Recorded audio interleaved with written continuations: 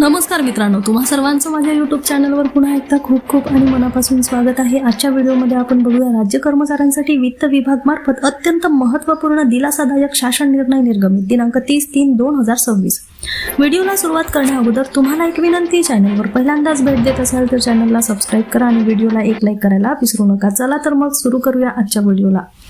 राज्य कर्मचाऱ्यांसाठी वित्त विभाग मार्फत अत्यंत महत्त्वपूर्ण दिलासादायक शासन निर्णय दिनांक 30/3/2026 रोजी निर्गमित करण्यात आलेला आहे। सदर शासन निर्णयानुसार नमूद करण्यात आले आहे की राष्ट्रीय निवृत्ती वेतन प्रणाली लागू असलेल्या कर्मचाऱ्यांना राज्य शासनाच्या सुधारित राष्ट्रीय निवृत्ती वेतन योजनांमध्ये सहभागी होण्याकरिता दिनांक 31 मार्च 2026 पर्यंत विकल्प देण्याच्या सूचना दिनांक 28/3/2025 रोजीच्या निर्णयानुसार देण्यात आलेल्या आहेत। सदर विकल्प सादर करण्याकरिता दिनांक 31 डिसेंबर 2026 पर्यंत पुन्हा सुधारित मुदतवाढ देण्यात येत आहे। यामुळे राज्य एनपीएस धारक कर्मचाऱ्यांना मोठा दिलासा मिळाला आहे। सुधारित राष्ट्रीय निवृत्ती वेतन योजनांमध्ये कर्मचाऱ्यांना निवृत्तीच्या वेळी मूळ वेतनाच्या 50% रक्कम पेन्शन म्हणून दिली जाणार आहे। याकरिता एनपीएस धारक कर्मचाऱ्यांकडून विकल्प नमुना भरून घेतला जात आहे।